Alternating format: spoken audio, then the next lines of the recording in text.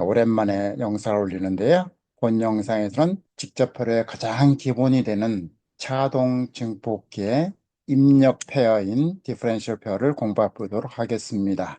디퍼런셜 페어의 동작 이해를 하고 또 그 회로가 어떻게 신호를 증폭하는지를 살펴보도록 하겠습니다. 그리고 그거를 LT 스파이스를 이용해서 검증을 해 보도록 하겠습니다. 가장 기본이 되는 아날로그 직접표의 기본은 디퍼런셜 페어입니다. 이 디퍼런셜 페어는 M1, M2로 구성되어 있고요. 노드로 패시브 로드인 저항으로 표현될 수 있고 액티브 로드인 트랜지스터로도 구성할 수가 있습니다. 자, 이 M1, M2를 바이어스 잡기 위해서 밑에 ISS라는 테일 커런트가 있는데 얘는 골든 레퍼런스 전류를 카피를 해서 커런미를 통해서 카피해서 사용합니다. 자, 우리가 신호는 증폭하기 위해서 얘를 바이어스를 잡아야죠. 그래서 커런트는 테일 커런트로 잡고 얘 입력 전압을 잡아야 됩니다. 그 입력 전압을 잡는 거가 요 인풋 DC 볼테이지예요.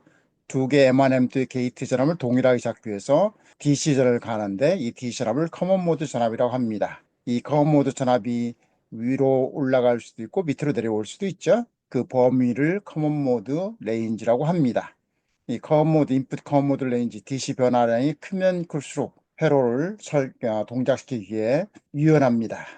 좁은 것보다는 넓은 놈이 회로 동작 신호 처리하는데 유연하다는 얘기죠.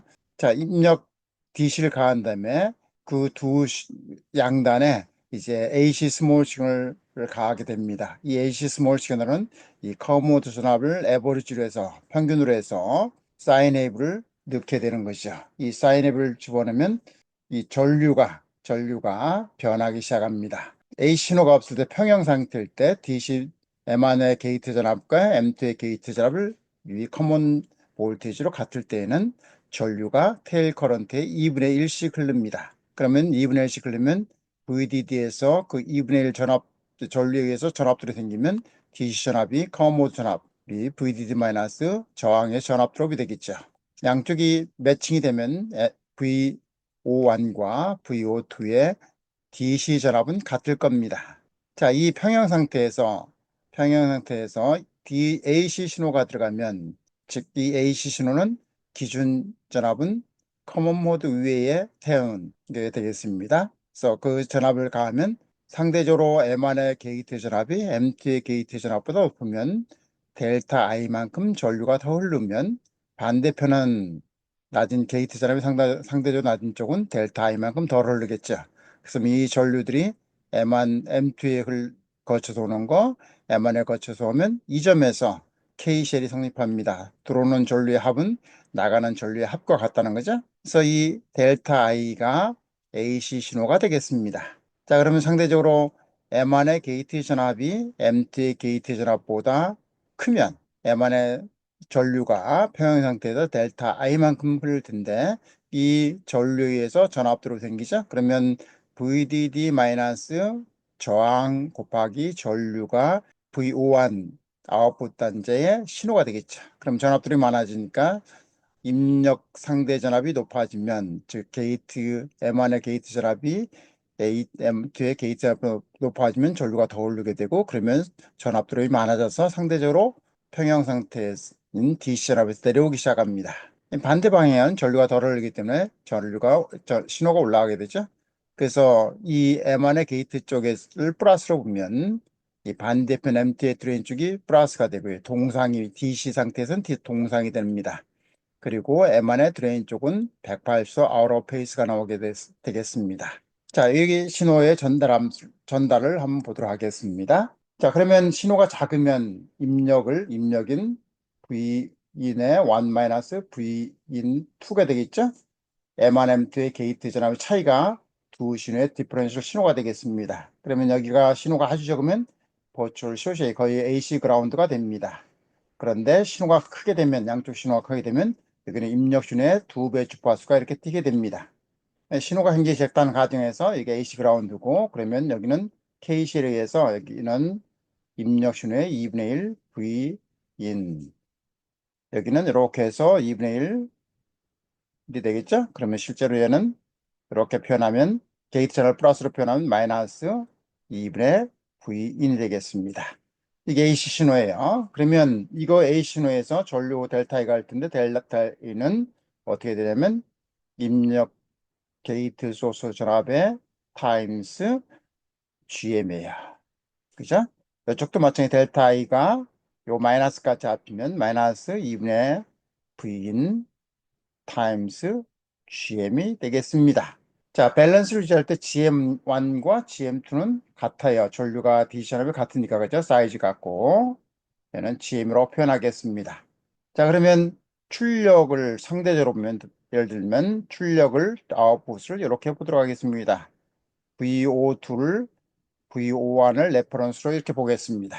그러면 여기 AC 드롭은 2분의 V인 마이너스 타임스 GM일 테고요. 전류가 들어오니까 상대적으로 올라가겠죠? 그리고 이쪽 뺀 거는 상대적으로 내려갔을 텐데 거기 내려간 건 마이너스죠? 마이너스면 2분의 V인의 GM이 되겠습니다. 그러면 출력은 어떻게 되면 이게 출력인데 출력 디퍼런셜 신호죠? 그러면은 V인 타임스 GM이 되겠습니다.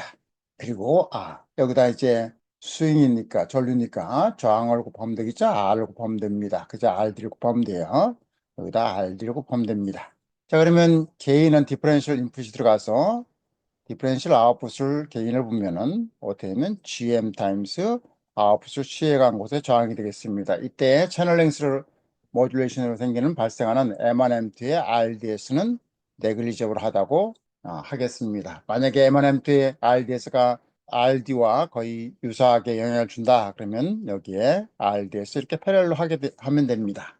이게 게인이에요. 자, 그러면 요 디퍼런셜 페어의 이펙티브 GM, 다시 말하면 입력 디퍼런셜 신호를 가해서 출력 디퍼런셜 커런트가 나오는 게 뭐냐면 M&MT 각각의 GM이 되겠습니다. GM 곱하기 아웃풋을 취해간 곳에 이펙티브 임피던스 곱하면 볼테이지가 나오지 개인이 됩니다. 개인이 돼요. 이렇게 해서 처리하는 게 디퍼런셜 페어예요. 자, 이 디퍼런셜 신호 처리하면 이 커먼에서 노이즈 탄 거 매칭이 정확하면 여기도 동일하게 이렇게 오겠죠? 올 겁니다. 그럼 커먼이면 극성이 같으니까 두 개의 차이는 없어요. 그래서 디퍼런셜을 사용하면 VDD의 커플링 노이즈 등 표현하는 데는 커플링 노이즈로 인해서 발생하는 커먼 모드 노이즈를 상대적으로 싱글 랜디드보다 쉽게 캔슬할 수가 있습니다. 물론 파워는 더 많이 먹죠? 싱글 랜디보다 파워가 동일한 전류라 그러면 두 배가 더 먹는 것처럼 보이죠. 자, 그 다음에 또 하나는 시그널 스윙이 싱글 랜디드보다 두 배가 됩니다. 각 노드의 차이가 이펙티브 디퍼런셜 아웃풋 시그널 스윙이기 때문에 신호가 두 배가 돼요. 그래서 노이즈를 일단 캔슬할 수 있다. 그다음에 시그널 스윙을 두 배로 할 수 있다. 이런 다양한 어드밴티지 때문에 좀 불리한 점이 있지만 대부분이 다 직접 회로에 쓰이는 아날로그 회로들은 디퍼런셜 신호 처리를 하게 됩니다. 자, 얘를 구체적으로 이제 전체적으로 봤으니까 그러면은 우리가 이 동작을 구체적으로 한번 보도록 하겠습니다. 입력이 게이 커먼 전압이 돼 있을 때 동시에 AC가 없고 커먼 전압만 이렇게 연결돼 있을 때는 M1M2가 테일 커런트 2분의 1 전류가 흐른다고 그랬습니다. 그게 밸런스예요. 그때는 전압은 VDD- 저항 드롭이게 되겠습니다. 그래서 저항은 신호가 아웃풋의 커먼 전압은 VDD-RD 타임스 M1M2의 드레인 소스 전류 하면 됩니다. 자, 그래서 이제 여기에 신호를 차등을 두게 되면 여기 V인에 두면 이 V는 증가하면 어떻게 돼요? M1의 전류가 더 오르고 M2의 전류는 덜 오릅니다. 그래서 어떻게 되면 그 전류들이 이런 파행이 돼요. 우리는 아날로그는 여기를 쓰는입니다. 그런데 디퍼런셜 인풋 시그널가 굉장히 커지면 어느 정도 넘어가면 M1은 fully on 되면 M2는 fully off 됩니다.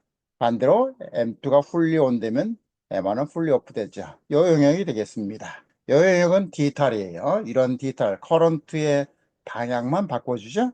만약에 커런트가 테일 커런트 fully M1에 흐르면 요 V1은 노가 됩니다. 즉 VDD-RD 타임스 ISS가 되죠. M2는 오프되니까 여기는 VDD가 돼. 노직으로 보면 하이가 됩니다. 이렇게 노직 하이로를 하는데 전류의 방향만 바꿔줘요. 이런 노이즈를 CML 노이즈라고 합니다. 커런 모드 노이즈이에요. 상대적으로 상당히 빠릅니다. 이제 굉장히 빠른 곳에서는 이런 노직을 쓰게 됩니다. 단점은 뭘까요? 항상 IS 전류가 흘리기 때문에 스태틱 파워가 항상 먹어요. 우리가 일반적으로 쓰는 인버터 이런 인버터는 실제로는 스태틱 파워는 니키지 외에는 먹지 않습니다. 다이내믹 파워는 이제 먹죠. 자, 근데 얘는 스피드 가드에 왜 항상 출력 캐패시턴스를 차지 뒤차지 해야 되는 거기 때문에 그래야 동작을 하는 거죠. 근데 얘는 전류 방향만 바꾸기 때문에 CML 로직이 상대적으로 컨벤셔널 로직 이런 타입의 인버터보다 훨씬 빠릅니다. 자, 이런 게 로직으로 쓰고 아날로그로 쓰죠. 우리는 요 아날로그로 쓰는 거를 공부를 합니다. 자, 그러면 요 한쪽이 fully 온되고 오프되는 여기 경계치 Vin 디퍼런셜 인의 맥스는 어디가 될까요? 얼마 될까요? 자, 이거를 대략적으로 알아보기 위해서는 이렇게 됩니다. 한쪽이 fully 온됐어요. 테일 커런트 다 흐르고 반대쪽은 전류가 오프된 상태. 그 상태가 여기 맥스 값이죠. 인풋 디퍼런셜 맥스 값입니다. 가정을 이렇게 하도록 하겠습니다. VGS가 V 스레셔홀드 이하면 전류가 턴오프 되고 실제로는 전류 피지컬 장은 피지컬 트랜스는 전류가 흘러요. 그런 거를 서브 스레셔홀드라고 그러죠. 서브 스레셔홀드 영역을 통해서 증폭기를 만들 수가 있습니다. 우리는 가정을 요 때는 트랜스터가 오프되고 VGS가 스레셔홀드보다 이상이 될 때는 온된다고 가정하겠습니다. 그러면 한쪽이 풀리 온되고 한쪽이 풀리 오프되면 여기가 VGS1이에요. 그죠? 여기는 어떻게 하려면 VTH가 되겠네요. 그죠? 그럼 KVL을 성립하면 전압 상승, V완의 상승, 하강, 상승, 하강은 전류의 합은 제로다. 이게 KVL이죠? 그걸 정리하면 이런 식으로 됩니다. 이런 식의 하나는 풀리 온되고 하나는 풀리 오프 되니까 그걸 정리하면 하나는 VGS가 VTH고 하나는 풀리 되니까 우리가 차이를 계산할 수가 있습니다. 스퀘어로라고 가정을 하면 ID는 2분의 1 타임스 모빌리티 타임스 COX의 WL의 VGS마다 VTH의 스퀘어 여기 채널 랭스 모듈레이션은 일단은 무시할 수 있다고 가정하겠습니다. 이렇게 해서 구하면 우리가 맥스 갈 수 있는 거는 어떻게 하면 이런 식으로 대략 표현할 수 있습니다. 얘가 말하는 건 뭐냐면 이 인풋 아날로그로 쓸 수 있는 맥시멈 디퍼런셜 인풋의 레인지는 테일 커런트에서 컨트롤 될 수 있고 디바이스의 레이쇼에서 컨트롤 할 수 있다는 겁니다.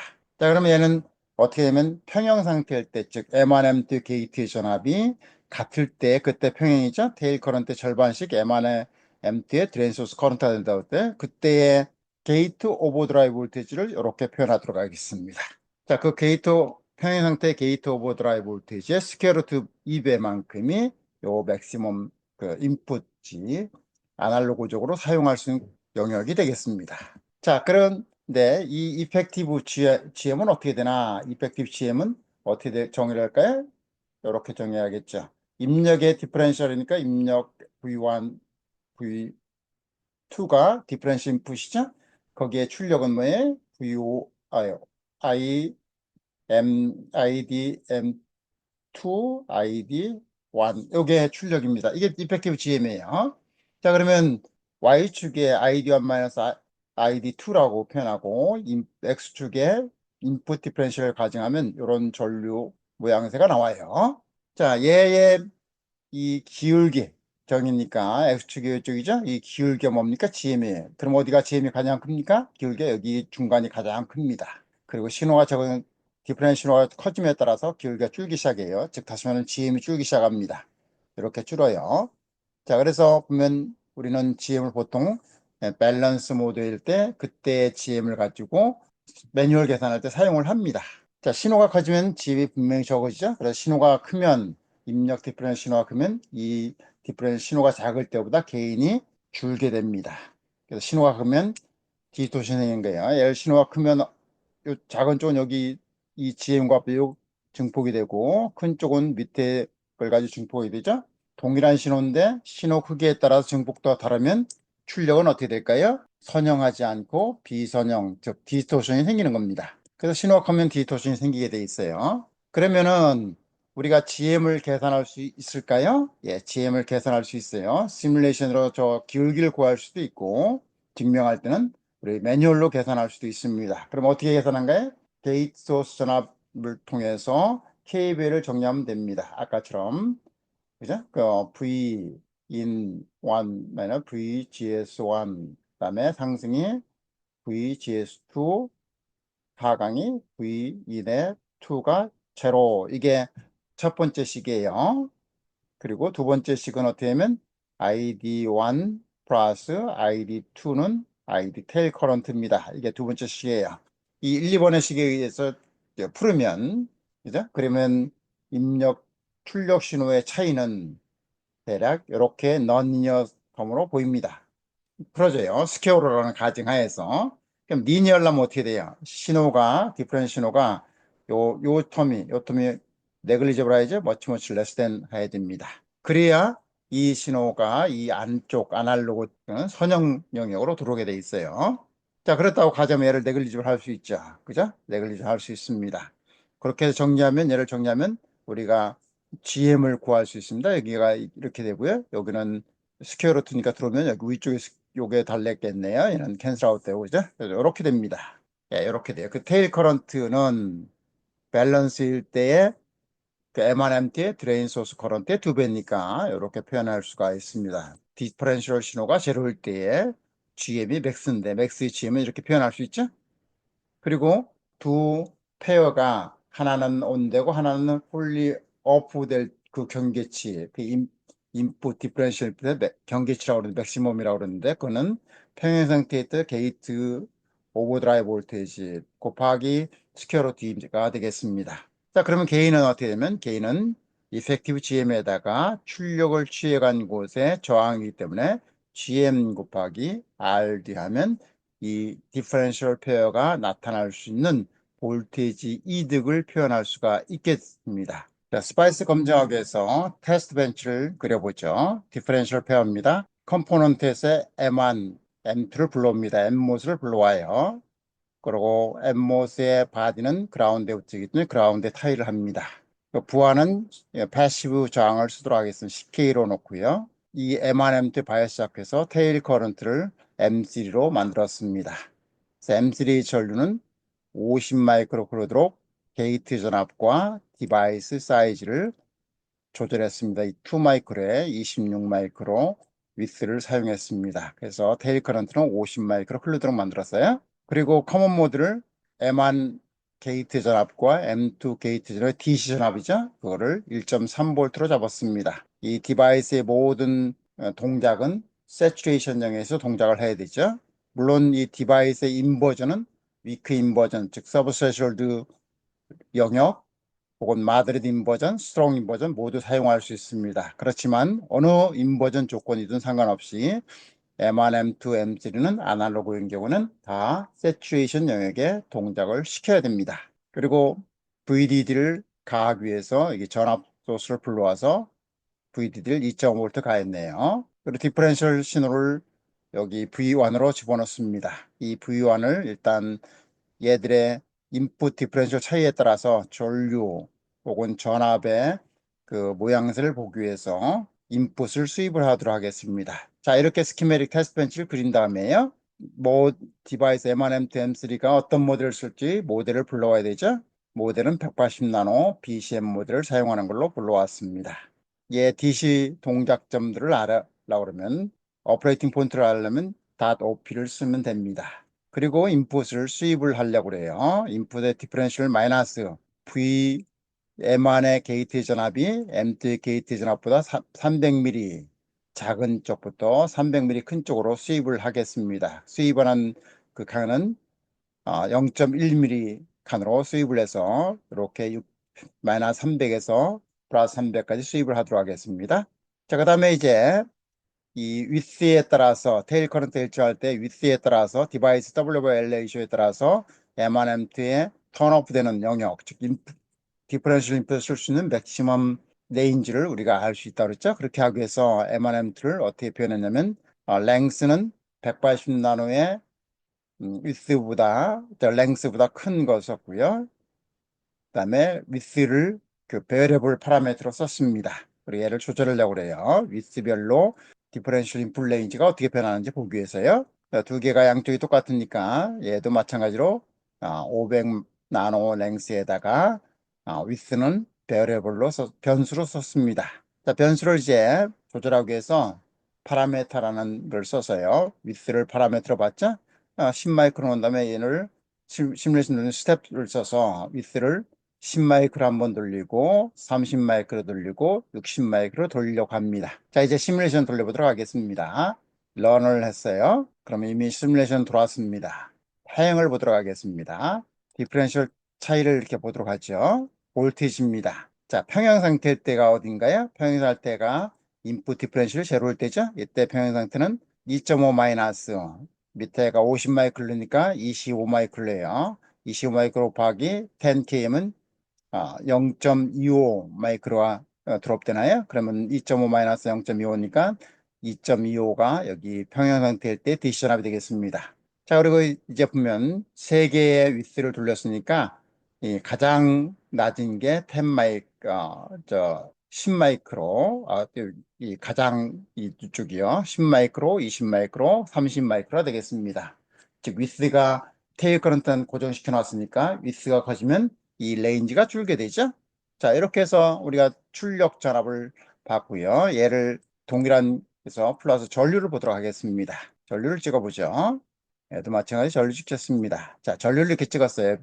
똑같죠. 평행 상태에서 전류가 밑에 테일 커런트 50 마이크로니까 절반씩 흐르는 25 마이크로 이렇게 흐릅니다. 25 마이크로 이렇게 테일 커런트 평행 상태 흐르고요. 디퍼런셜 신호가 변하면 한쪽은 더 올리면 델타이만큼 더 올리면 한쪽은 델타이만큼 덜 흐릅니다. 그죠? 그리고 마찬가지로 위스에 따라서 입력 디퍼런셜 레인지가 변하게 되죠.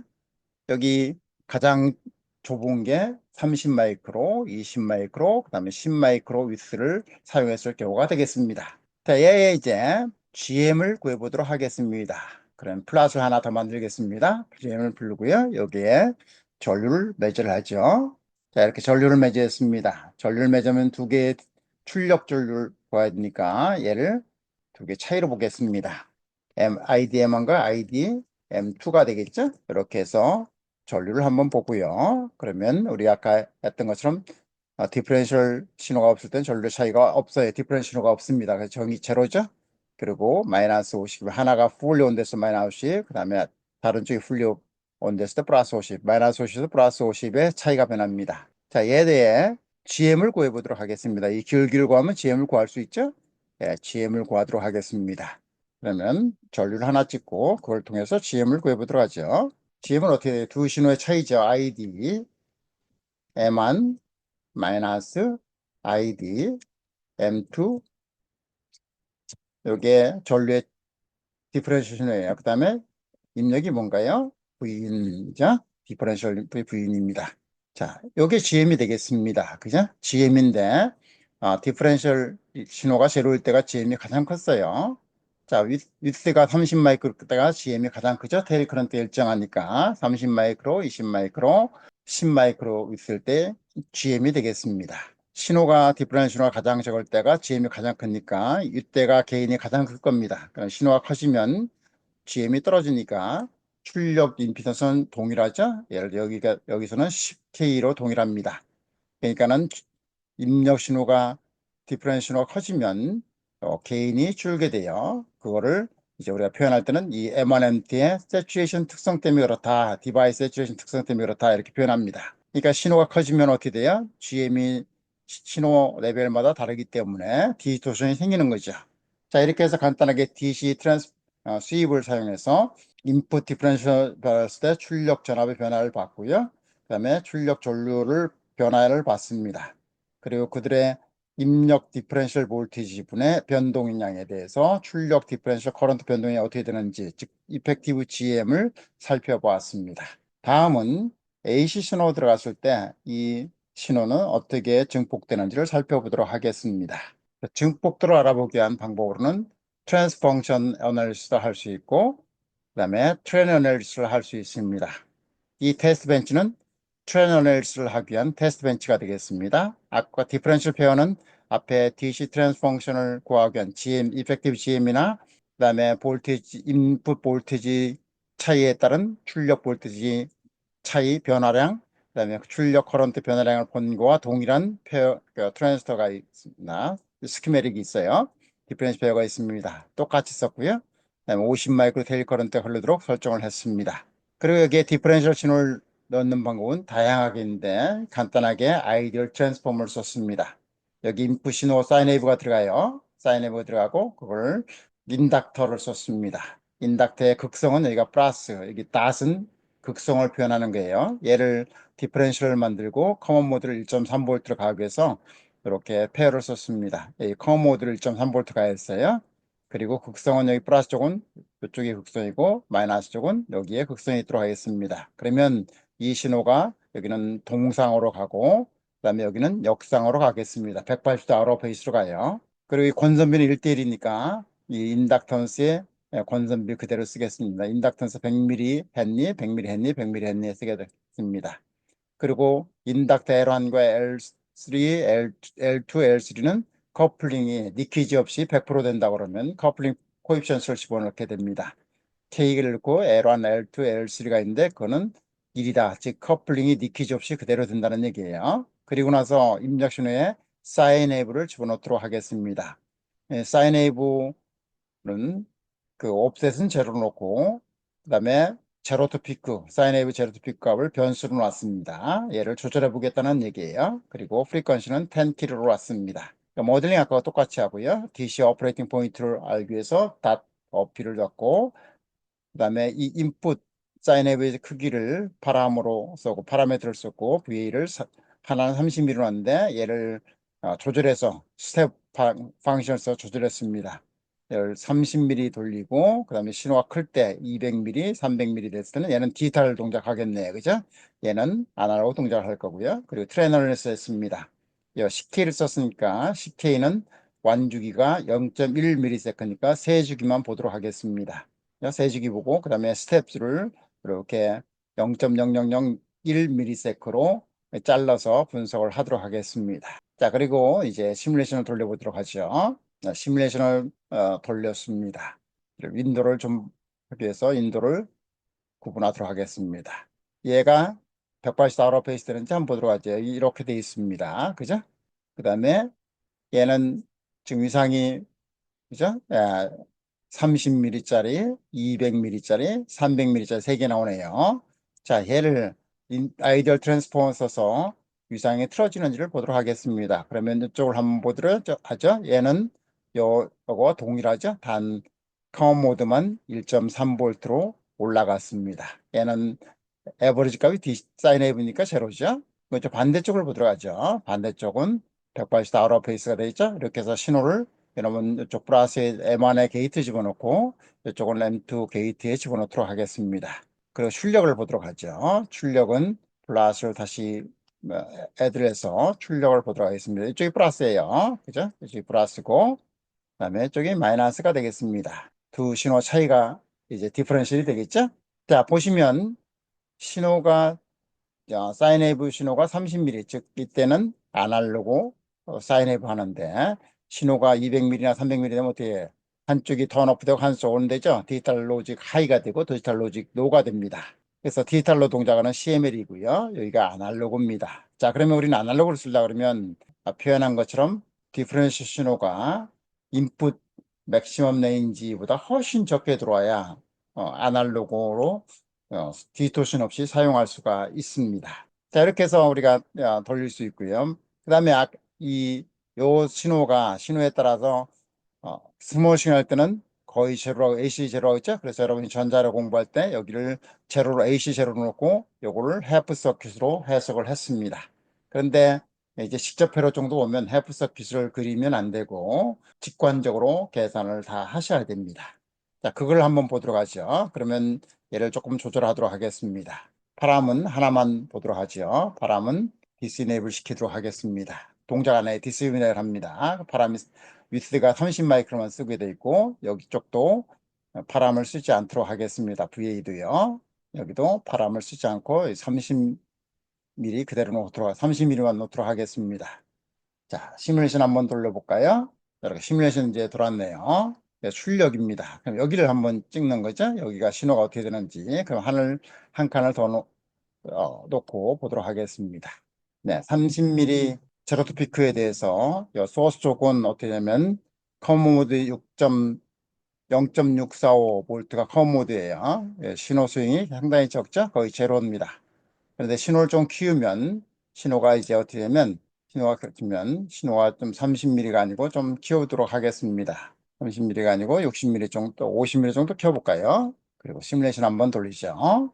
자, 보시면 테일 커런트일 때는 보이죠? 이쪽 입력이 큰 쪽에 한 바퀴씩 있고요. 입력이 작은 쪽에서 입력 신호에 어떻게 되나요? 두 배 주파수 되죠? 이 주파수가 두 배 됩니다. 입력 신호 커지면 이 테일 커런트는 이제 그라운드 되지 않고 입력 신호에 두 배 주파수가 나타나고 이놈이 요 테일 커런트의 저항이 유한하기 때문에 전류를 발생시키고 그놈이 출력으로 가면 디토션이 발생시키게 됩니다.